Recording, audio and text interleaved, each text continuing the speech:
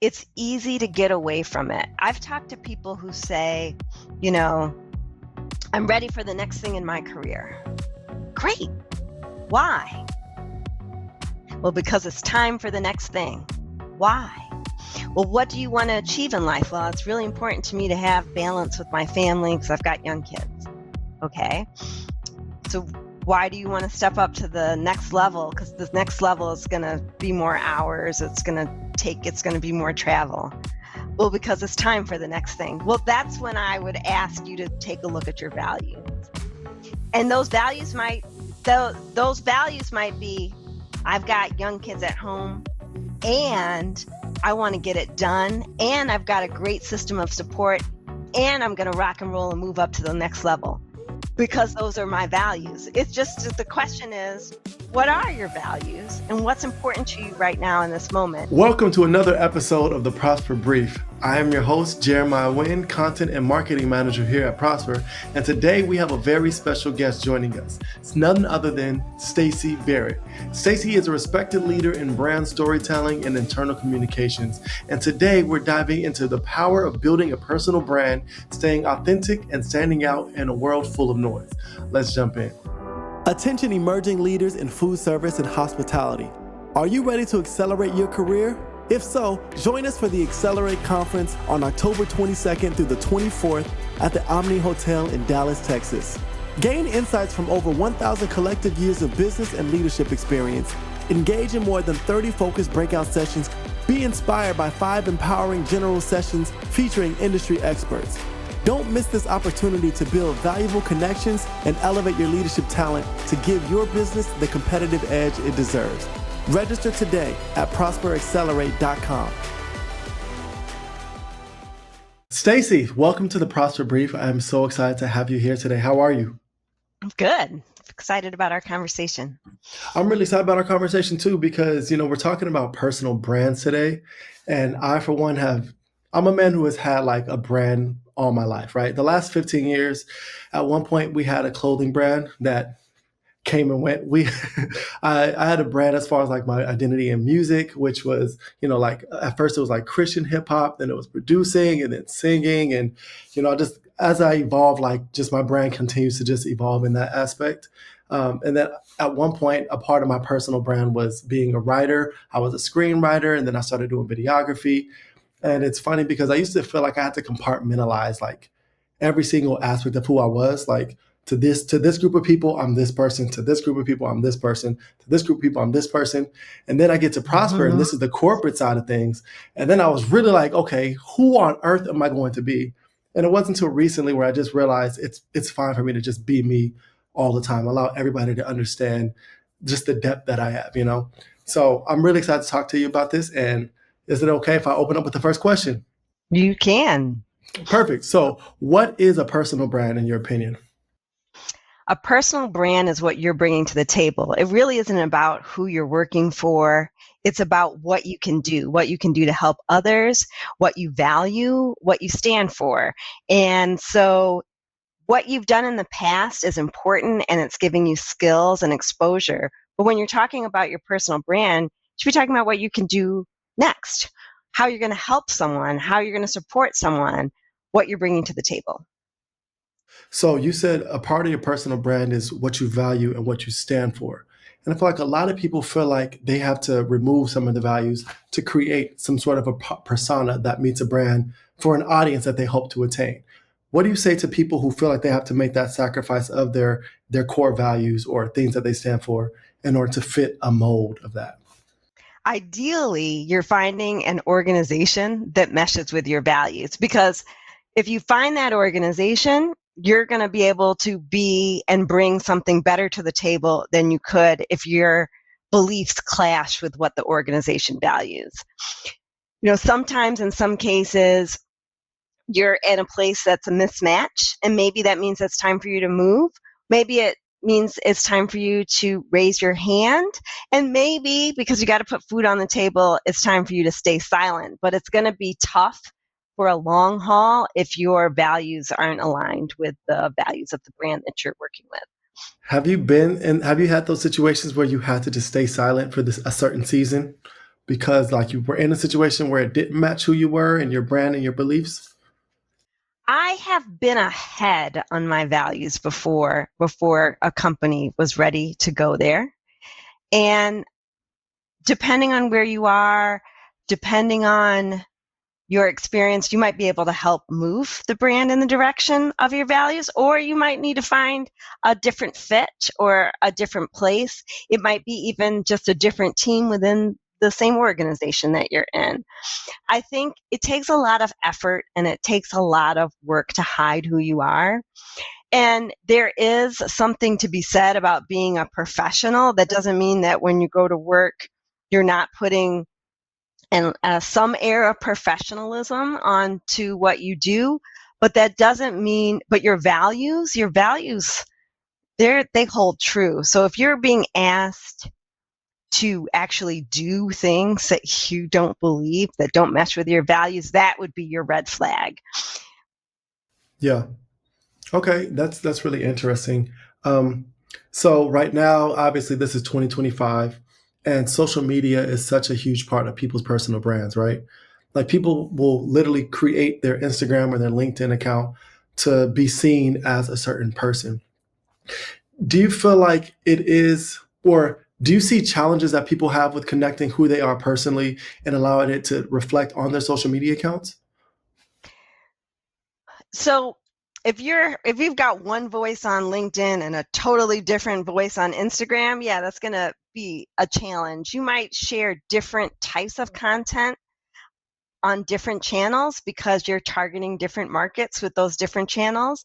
But again, I think your baseline, your core, what's on the foundation of all those should align with your values. So if you are someone who's touting DEI on one channel and speaking against it on a different channel, that's not going to mesh. That's not going to be transparent. That's not going to be honest. That's not going to connect with people. You don't have to talk about that on either channel if that's not something that you value, but it needs to go back to your values. And you might talk more about what you could do for an organization, and you might on LinkedIn, and you might lean more into your creative on Instagram.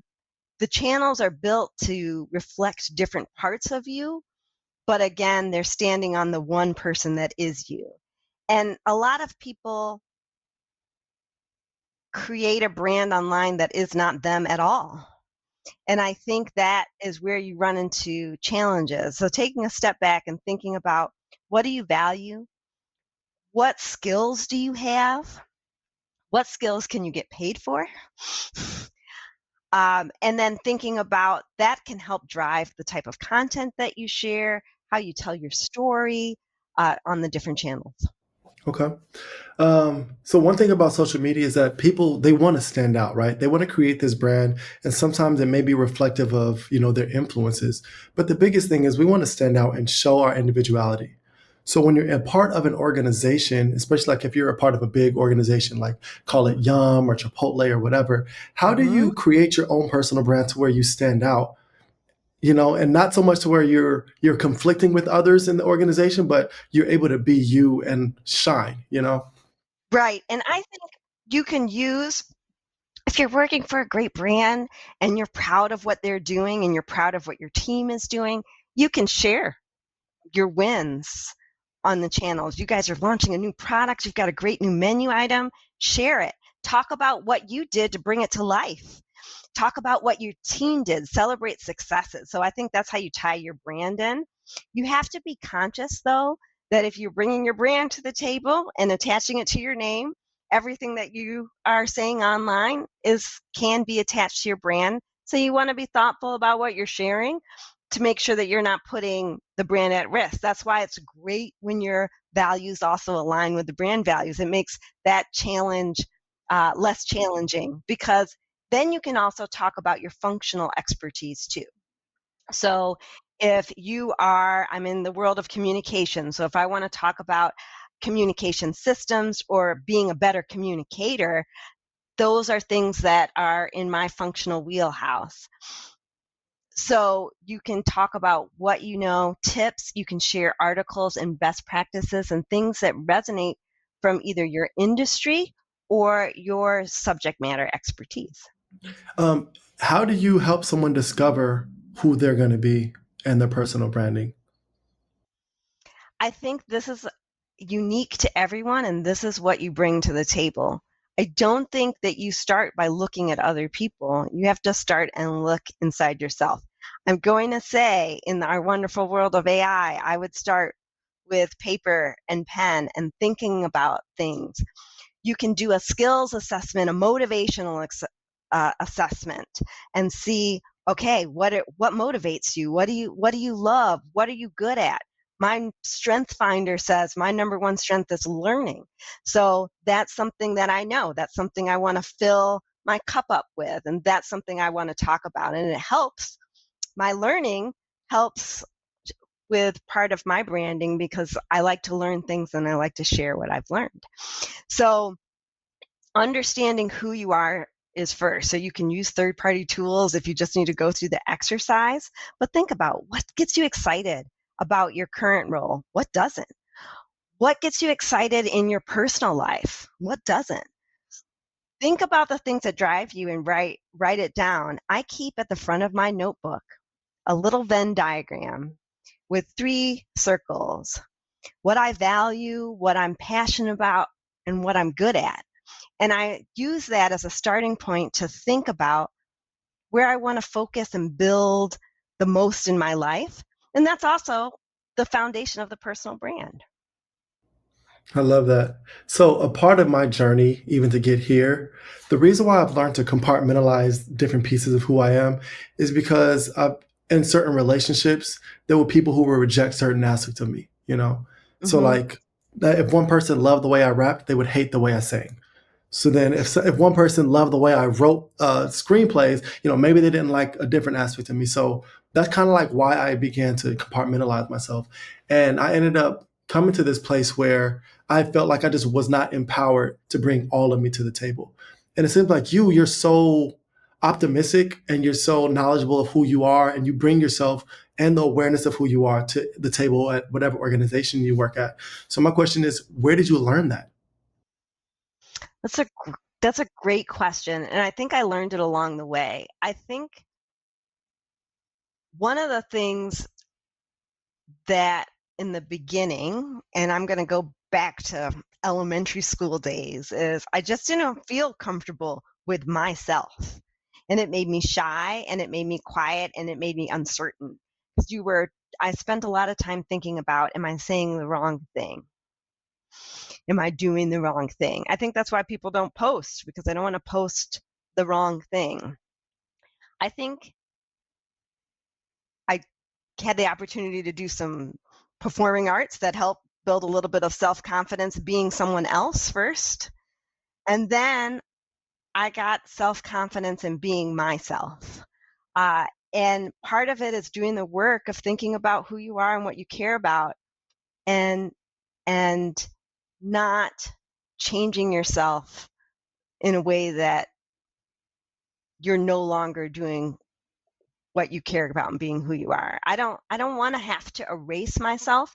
I modulate, right? You're still going to adjust. There is different energy levels for different spaces. There's different communication styles for different people that you're talking to. But you're not talking to your kids in the same way that you're talking to a coworker, be, but you're still being yourself. But you can still be yourself in both of those places. Yeah. No, that's I have like so I'm kind of like my journey to who I am today is similar to you where I was always like this shy, very soft-spoken kid, always made fun of and teased at like at young ages and like almost like bullied a little bit, and then eventually Mm-hmm. we were homeschooled for like a couple years, and I'm looking at my brother. He has friends who he can call. My sister, she has friends who she can call and hang out with. And because I was so shy, insecure, and quiet, I was lonely. So then when I go to college, I decided to just, I'm going to be the loudest version of who I can be.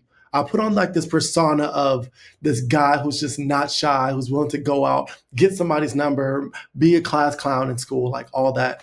And eventually, like after all that worn off, I found myself 10 years after, my college experience, finally realizing and getting comfortable with who I am. And it's like, it's a lesson that I feel like I wish I would have learned, like, when I was 17, 18. Like, instead of putting out a persona that's not who I am, just being completely who I am, just being me, understanding that, like, I'm goofy. I feel like I'm kind of smart. I'm a little smart. I'm not a genius, but I'm kind of smart. I care about certain things. I'm very passionate about people. And I feel like now that I bring that to the table, the last, like, and really it's been the last year has just done so much for me as far as like who I am. And I feel like now that I do have this awareness, I'm almost preaching to other people, just be yourself. I was talking to my brother the other day. Don't feel like you have to prove anything to anybody. Just be true to you and be true to what your goals are. I think that's so important. And I don't know many 17-year-olds who have figured that out yet. That's not normal. It's normal to be figuring it out and exploring who you are. So it's a journey. It takes time. For some of us, we get there earlier than others.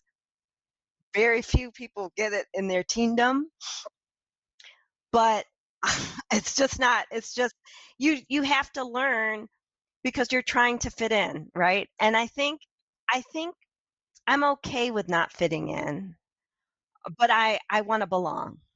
So, and I think there's a difference, right? I think that you get to a point where you understand what your differences are and what you're bringing to the table that is different, and loving that, and and creating space for lots of different people with different thoughts and different perspectives, and the beauty of that. And that's the organization that I want to belong to, an organization that's thinking about how do we bring in all these different perspectives? How do we create space and give voice and be curious and learn? And those are the things that I value, and those are the things that are important to me. And that's how I try to live my life. I love the differentiation between not fitting in and belonging. Because a lot of people, and honestly, no offense to women, but I know a lot of girls who hate their best friends. Like, some of the closest people that they're with, they despise them for some weird reason, but they stay in those situations because it's just people. And I feel like when you Mhm. belong somewhere, there's a different level of connection that you get. There's a different level of reciprocation and love and peace and joy and camaraderie. So I think that's so good because so many people sacrifice their values, they sacrifice what they stand for in order to fit in. And me growing up in church, being this homeschooled kid, there was a lot a lot of values that I never wanted to go against. And it did cause me to be isolated. But now at this point in my life, I'm like, whoever accepts me in whatever community I feel like I can belong in, that's my family. That's where I fit in. So I That's love right. that. That's right. So I want to ask you about code switching because you've been in the Hmm. corporate world for a while, and I know for my mom, the way my mom answers the phone to this day is like extremely professional. Like, she's pronouncing her R's perfectly. Like, everything is so great. For you, do you feel like, so obviously for certain people, do you feel like they do feel like there's a part of their culture that they have to leave at home when they do enter into the corporate world? I think sometimes, I think, in an ideal world, everything would be on the table. I think, again, you've got to understand the culture of the organization that you're in, and where they can go and where they're comfortable with. So there's a balance, right? And I think sometimes it's just a change in tone. But again, the values stay true. So that's the difference. There is a different when I one of the things I do for fun is I teach dance, for example. When I'm talking to students in the dance class, to kids, I'm not speaking the same way that I do in the office. But who I am and what I'm about is not changing. So I think there might be a level of professionalism that you need to level up and level down, but who you are uh, shouldn't change. If in the ideal world, who you are and what you care about and what is important to you is still there, and that's not a switch I'm willing to turn off. Yeah. Do you feel like Because everything you're saying about values, because I obviously have core beliefs, but do you feel like the average person working in corporate, they do have values that they feel like they stand on, or are they only focused on their progress in corporate, like in the people you've met? I think it's easy to get away from it. I've talked to people who say, you know, I'm ready for the next thing in my career. Great. Why? Well, because it's time for the next thing. Why? Well, what do you want to achieve in life? Well, it's really important to me to have balance with my family because I've got young kids. Okay. So why do you want to step up to the next level? Because the next level is going to be more hours. It's going to be more travel. Well, because it's time for the next thing. Well, that's when I would ask you to take a look at your values. And those values might be, I've got young kids at home and I want to get it done, and I've got a great system of support, and I'm going to rock and roll and move up to the next level because those are my values. It's just the question is, what are your values and what's important to you right now in this moment? And I think as long as you go back and frame it with that, you're going to be in good shape. That said, to your question, do most people know? I don't think people think that question. I think people think I need to do, I need to, I've been on LinkedIn and everybody's getting promoted. So I should be getting promoted. Or, but again, think about what you want. If your value is, I want to make a huge impact on an organization, I want to drive change, and that riles me up, and I want my kids to see a professional success, and that fires me up, then step on the gas and do it. Again, it just depends on what your values are, and you need to know what they are, and you need to take the time to figure that out. Yeah, I love that. Lately, I've definitely been reflecting so much, and I've been very introspective about the things that I'm doing and why I'm doing it. Because, and I say this in another episode, a previous episode, I was talking about just my music and the ambition that I have for music, and how at one point I wanted to be this star, and then I took a step back and I was like, well, no, exactly what I wanted to do, I'm doing it.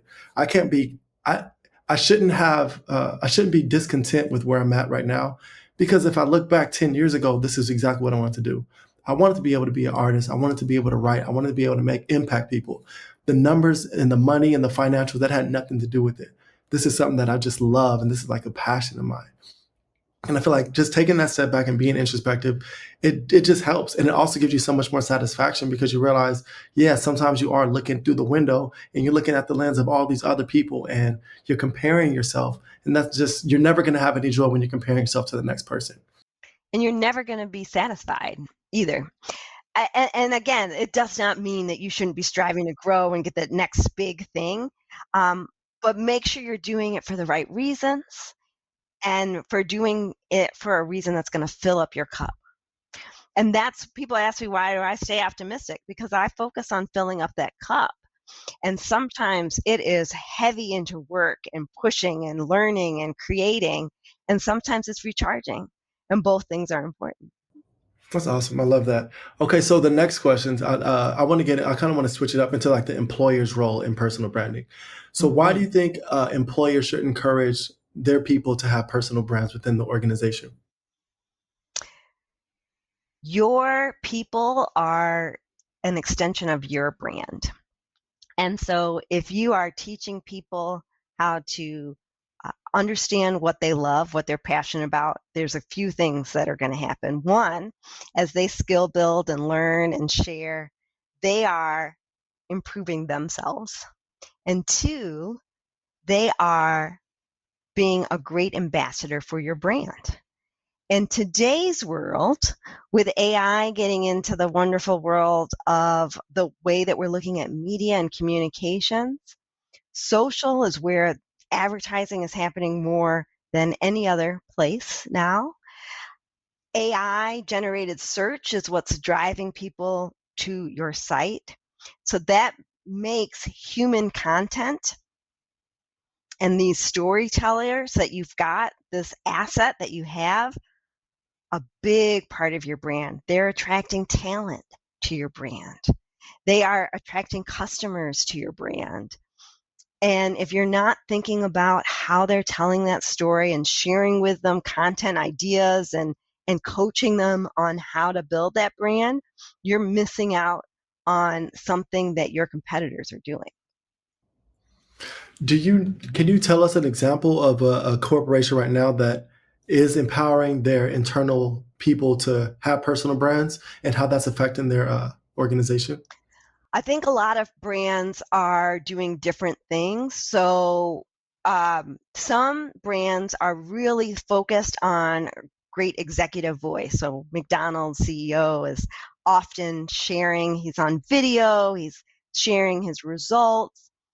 And you're seeing more and more executive leaders tell their stories, and it's actually getting media coverage in a way that press releases used to, and it's now being driven by a LinkedIn post. It's also a way to communicate to your employees. But also, and this is something that we see at Domino's, we celebrated our franchisees every time they opened up a new store, and that was just done by an individual who worked at Domino's who also knew the franchisees. So there are ways, whether it's systematic or not, it's probably happening within your organization, whether it's systematic or not. So by helping and thinking about this and talking about how people can do it, it's going to improve it. The first personal branding for social media was a leadership training class that I took at work. And it really made me think. It was years and years ago, but it really made me think about how I learn, how I share, and how I show up online. Okay, that's really great. Do you feel like with the rise of AI, there is going to be a lot of competition for employees to kind of stand out and rise above just the new technological age we're going to? I think AI is going to make more and more content, and we all know we're all content overloaded. It's also going to help synthesize content.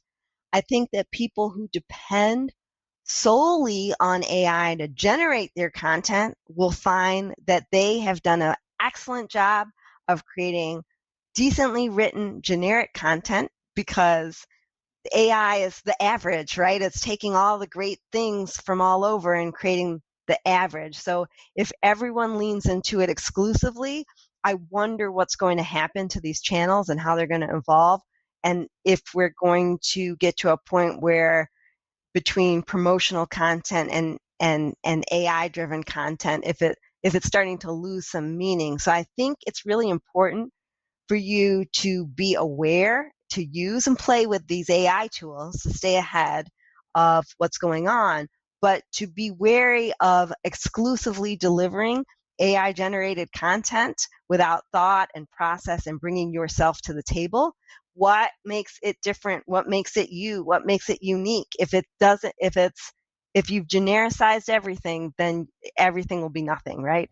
Yeah, yeah, that's great. I was so like sometimes I like use ChatGPT to refine something like an email or something, or just to make sure there's no spelling errors. And Sure. the other day I was using like I made a post and I specifically used the word parameters because that's like that word means it. When I think of like parameters of like the structure of your family, your upbringing, I feel like you're empowered with limits. You know, you're not limited, but you're empowered, and these are the things that you have to do. So that word is something that I do value. And I put in ChatGPT and it changed that word. And like that's so interesting because that's like a key piece of like my belief in how I am, you know? Like I use that word very often because I feel like it's a word that's not used often enough. And if I say boundaries, it completely misses, you know, the essence of who I am and what I'm trying to say. And I thought it was so funny because AI, like it doesn't have a soul and it doesn't have a heart. It's like you said, it's like the average of everything. But we have hearts, we have souls, we have experience, we've experienced love, joy, frustration. And I think a lot of people who I'm seeing, and they're obviously just chat GBTing things, I feel like they're kind of like, I feel like they're kind of like playing themselves, you know, because the audience that they're trying to reach and the message that they're trying to tell, if it's so generic, they can't really get the essence of what you mean, you know. And I feel like there's Right. everything is very nuanced. I think it's going to be a very fine balance. I think If you're not paying attention to the tools, you're going to be in trouble. And if you only know how to use the tools, you're going to be in trouble. And so using them thoughtfully and strategically, rather than maybe creating the list of content, maybe it helps you come up with keywords or make sure you don't have a typo, right? If it depending on what you're doing, but if you're trying to come up with thought leadership, for example, you have to think. Yeah. Yeah, it's kind of in the name, right? Yeah, yeah, absolutely. And I've enjoyed just doing this podcast, meeting so many like brilliant people, and getting to understand the way they process things and their experiences and their life. And it's everything's so unique. And I'm just like, I feel so blessed, even to have this be talking to you, with your experience and your expertise. It's so fun. And I think I'm hopeful that with all of this stuff that's coming around, there's more of this. There's more of these conversations and communication and connection. I think that's why podcasts are resonating so much with people, because it's not just about the headline. It's not just about the one-liner. It's people want to go deeper, and they want to, and we know, as of this recording, Gen AI can only do a 5-second, 8-second video. So there are real humans behind it. And I think that's important. I think it's very important. What would you say to somebody who does feel very insecure and they feel like AI is better than them? So they're going to continue to they're going to put out content, but it's going to be heavily AI based. Listen, AI is better than you at probably some things, right? For me, I like to write, but analyzing data, AI is going to do faster for me. Writing, I'm going to spend time. It takes me longer to write it on AI sometimes than it does for me to write it myself. So I would say, think of AI as an assistant that needs a lot of instruction early in career, very green, and use it for the places where you are the weakest to help support you. And don't stop learning because you've got this tool, right? The more you learn, the more you'll know what you don't know. And I think we're not going to have the knowledge in our toolbox that the AI tools are going to have, because they have all the information on the web. So it would be a joke to say that we're smarter than AI, right? But to your point, we're bringing something different to the table. So again, that goes back to your soul, the pieces, the human pieces that you're bringing to the table, your creativity, your soft skills. I think soft skills are going to be the hardest skills that we need, because the soft skills are the part where the AI does not have strength at this particular point. And I bet your soft skills are better than what the AI can generate.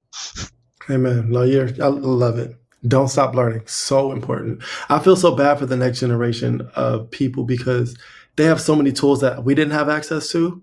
So it's like I had to learn things the hard way. And I know I was talking to you about just music. And like I remember I would grow up, I'd be playing the drums. I was homeschooled, so I'd be practicing the drums for 8 hours a day. Then I learned to produce music. Then I learned to write and I learned to sing and all this. But I actually was able to put the effort into it because honestly, it was hard. It wasn't easy. So now with like different AI tools, it allows you to just skip over an entire process and then it just creates what you think. And it does make me sad because I'm like having that type of a handicap, that type of a crutch, it is going to limit you unless you continue to keep learning. So I think that's such a great piece. It's interesting too, because there is joy in the learning.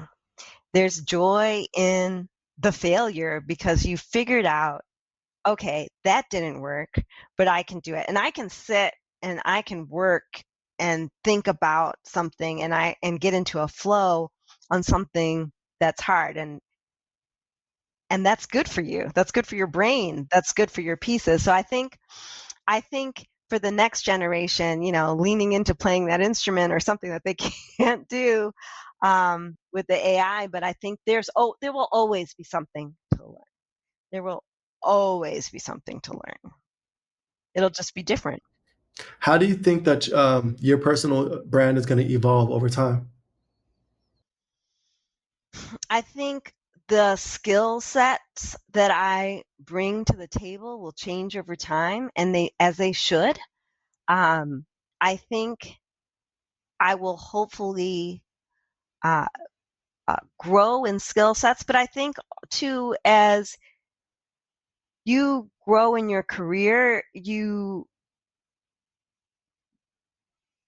shift a little bit from the doing side of things to the coaching and helping and bringing others along type of thing as well. So I think as I continue to grow, that the percentage of that begins to shift, because the goal is, hey, this next generation with all of this one with all these wonderful tools in your toolbox, how do you get through this meeting?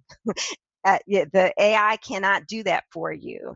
How do you do all those things? So teaching and helping people with those soft skills, I think, as our time changes, those values again, they stay the same. Maybe they grow a little bit, but I think the skill set's just ever changing, and as it should. I think anyone who thinks that they're done is going to be in trouble. um, because we should always be learning and growing. Can you tell us, and I have a couple more questions, then we're going to wrap this up, but can you tell us a moment in in your career where you stuck to your core values, your personal brands, and your personal belief, and was uncomfortable at the time, but it eventually paid off? Yeah, I will go with something that Black women may know familiar with. One thing that I decided to do is not straighten out my hair, which doesn't seem like a big deal. Is it about my core values and beliefs? Yes, in part because this is an important part of who I am. It's also because I value time and not the 3 hours of straightening out said hair. I love to exercise and take care of myself and go out in the rain. All of these things don't work with the straight hair. So it's a little bit different in certain places. It's much, much better now, but I do think it had an impact, and I got feedback on it. And so, you work on ways to try to make it as professional as possible. Um, but it was important to me, and I knew it was important to me, and it was important to other women in the organization to see it. And I got that feedback as well. And it's the same thing from standing up and sharing my personal story through my career and what it was like being a Black woman in the workplace. And it wasn't something that I would have felt comfortable doing at a certain point in my career. Um, and then it became okay. So you grow, and it was great to share. And I know it made a big impact, and it made an impact on people who look like me and people who don't look like me and who want to create belonging in their organization. And so sometimes we do hard things, but oftentimes, if they're grounded in who we are and what our values are and what we want to send out to the world and how we want to present ourselves, it all works out. So, if you don't mind me asking, two questions. One, how long into your career did you stop straightening your hair? Or Mm. were you, I would say it was probably almost 10 years into my career before I stopped training.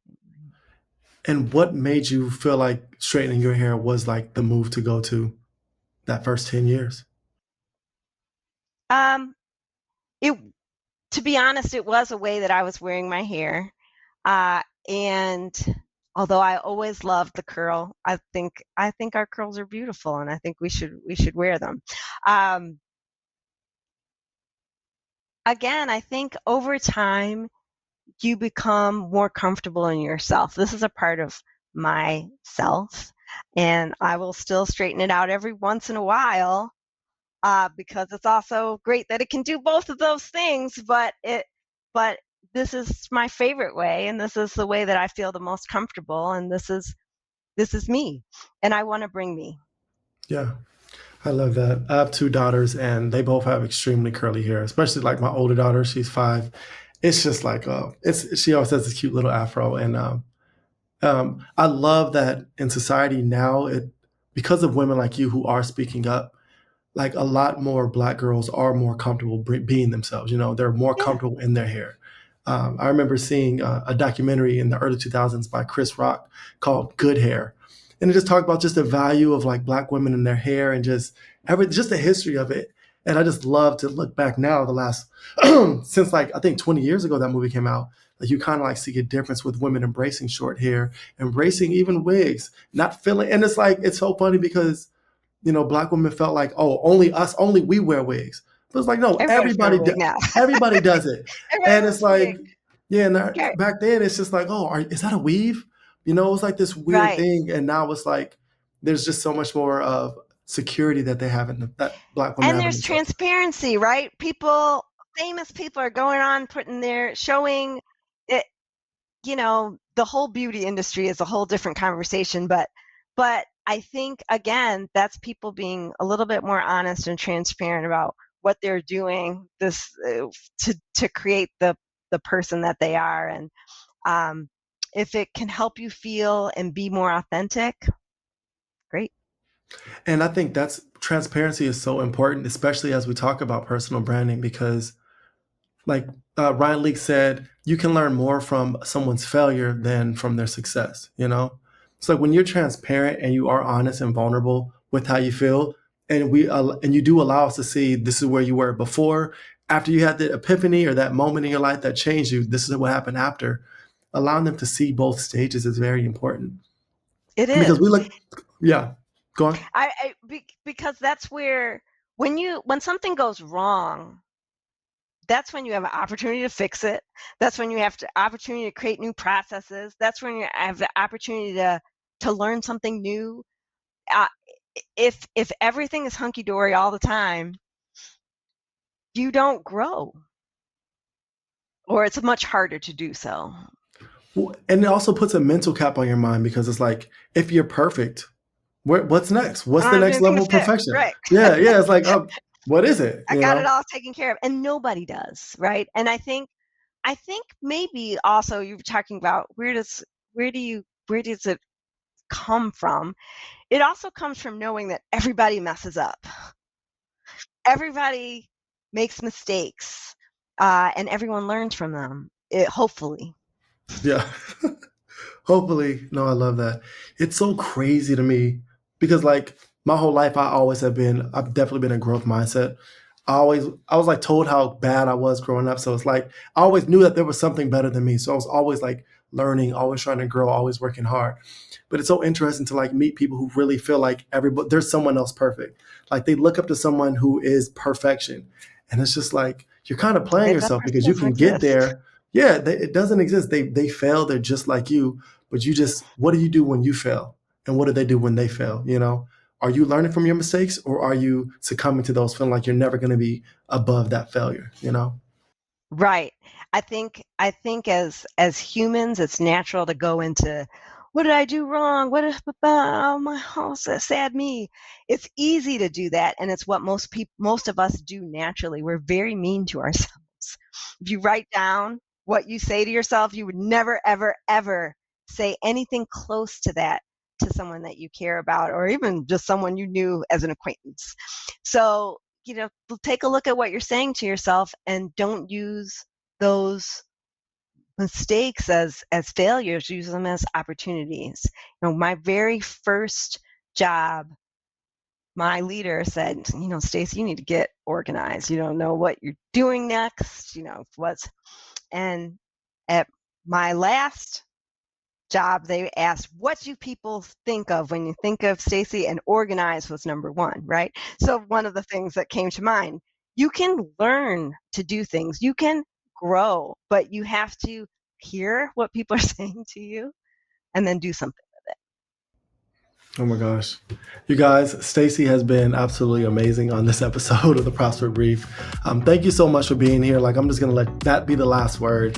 But thank you. It was so nice to get to know you and to have the conversation. I know the audience is definitely going to be impacted by this. It's a pleasure.